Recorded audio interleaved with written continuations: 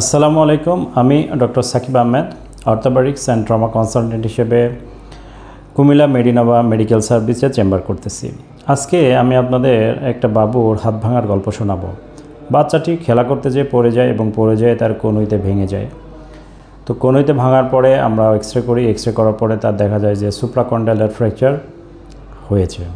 Supracondylar fracture হওয়ার পরে আমরা তাকে ক্লোজ রিডাকশন করি লোকাল দিয়ে, অর্থাৎ ওই জায়গাটা অবশ করে ক্লোজ রিডাকশন করি। ক্লোজ রিডাকশন করে লং আর্ম ব্যাক স্ল্যাব দিয়ে দিই। এই লং আর্ম ব্যাক স্ল্যাব আমরা ওর 4 সপ্তাহ রাখি। 4 সপ্তাহ রাখার পরে আমরা ওর লং আর্ম ব্যাক স্ল্যাব খুলে দিই। তো চলুন আমরা ওর এক্সরেগুলা দেখে আসি। এবং লং আর্ম ব্যাক স্ল্যাব খুলে দেওয়ার পরে ওর হাতের যে মুভমেন্ট হচ্ছে না, অর্থাৎ ওর হাতটা যে পুরোপুরি ভাঁজ হচ্ছে না, সেই ক্ষেত্রে আমরা কী ধরনের এক্সারসাইজগুলো বাচ্চাদেরকে দিয়ে থাকি দেখে আসি। ডান হাতটা এমনি উপরে তোলো, এই হাত তোলো, ভেরি গুড। নামাও নামাও, এমনি সোজা করো এবার। হ্যাঁ, আঙ্কেলের দিকে সোজা করো, এভাবে ঘুরাও, এভাবে ঘুরাও, ভেরি গুড। নামাও, এবার বাম হাতটা করো, আস্তে দেখি না কতটুকু। এই যে হচ্ছে তো, আবার নিচে নামাও, নিচে নামাই ফেলো, সেটা করো। আবার তুলো উপরের দিকে, এদিকে তাকায় তুলো, সোজা করতে হবে মা। তুমি আমার বুঝতেছো না, তুমি কোমর সোজা করো, এই হাতটা এইভাবে সোজা রাখো। হ্যাঁ, এই তো। ব্যথা করে এখন? এখন তোমার ব্যথা নাই। নামাও নামাও, আবার সোজা করো, মুট করো, মুট করো, চেয়ারটা সরাই ফেল, ঝামেলা করতেছে। এবার এভাবে ঘুরাও, এই যে এখন তো ব্যথা নাই। এখন কোথায় ব্যথা করে? ডান হাত দিয়ে দেখাও, ব্যথা কোথায় করে?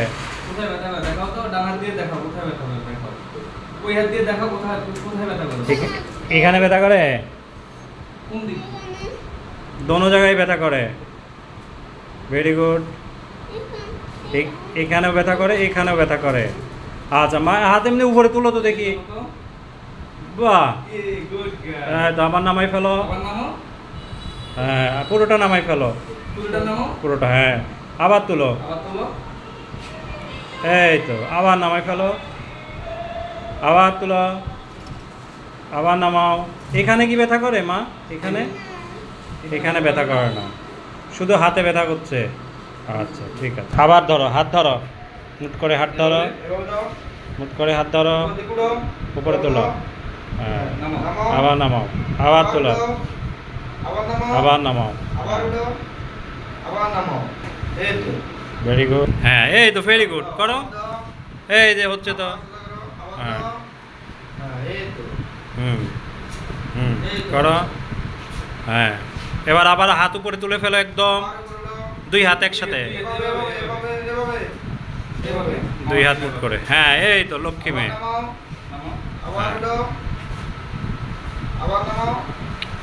হ্যাঁ হ্যাঁ, ঠিক আছে। সোজা সোজা, একদম সোজা, এই যে এরকম সোজা। আবার উপরে তুলো, এইভাবে উপরে তুলে ফেলো। হ্যাঁ, নামাও নামাও। ডেটল সাবান দিয়ে আগে ধুবেন, ধুয়ে ভ্যাসলিন দিয়ে লাগাইলে ওরে কালো চামড়াগুলো সব উঠে যাবে, উঠে নতুন চামড়া গজাবে। ঠিক আছে? আর হলো ব্যায়াম করাইতে হবে। কীভাবে ব্যায়াম করাবেন আমি দেখাই দিচ্ছি। এই যে এখানে একটা সাপোর্ট দিন, ঠিক আছে? দিয়ে এই হাতটা দিয়ে, এই পানির বল আছে না, পানির বল যেভাবে চাপি, এই দেখছো কি হচ্ছে? আস্তে আস্তে, ঠিক আছে? এইভাবে আস্তে আস্তে ছেড়ে দাও। মামনি, হাতটা মুট করো, এভাবে নাও। এই তো, হ্যাঁ, এই এই এই, ঠিক আছে? এইভাবে ঘুরাই, এইভাবে ঘুরবো। হ্যাঁ, করো। এবার এখানে করে, এই যে দেখ, এই এই এই এই এই, আস্তে আস্তে বাবা, আস্তে আস্তে আস্তে করো। এই এই এই এই, ঠিক আছে? এই এই ব্যায়াম, হ্যাঁ এমনি এই যে এমনি এমনি ব্যায়াম করতে হবে বাবা, নিজে নিজে করো তো শোনা, এমনি এমনি করো তো, এই তো ঠিক আছে, আবার করো, এই তো লক্ষ্মী, গুড গার্ল, হ্যাঁ করো, হ্যাঁ করো। একটা কাজ হলো এখানে ধরে এই আস্তে আস্তে এই নরম রাখো মা, এই যে নিজেরটা তো নিজেই পারো, এই হাত দিয়ে চাপ দাও, এই হাত দিয়ে এখানে চাপ দাও, এখানে চাপ দাও, হ্যাঁ এখানে হচ্ছে নি, হচ্ছে নি, আগে তো এটুকু হচ্ছিল না, পাগলে যেত, এভাবে করো, হ্যাঁ চাপ দাও, ভিতরে চাপ দাও,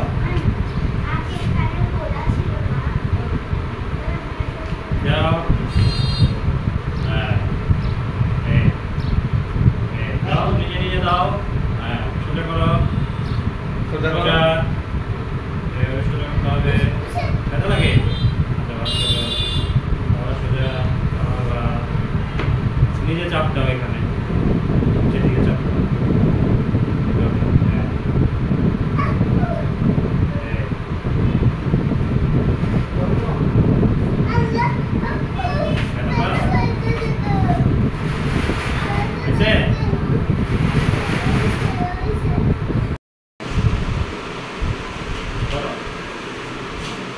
এই হাত দিয়ে এখানে চাপ দাও,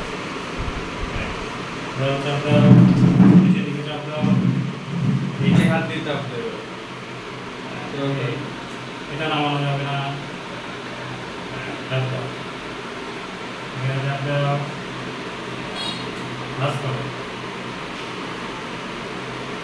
চাপ দাও, উপরের দিকে দাও, দাও না, নিজে নিজে দাও না জোরে, আরো দাও ওইটারে চাপ, হ্যাঁ আবার সোজা করো, সোজা করো, নিজে নিজে করো, এখানে থাকবে, আবার সোজা করো, সোজা করো, এভাবে দিয়ে এভাবে ওকে ব্যায়াম করো, ঠিক আছে, এই হাতে করো, নিচের দিকে চাপ দাও,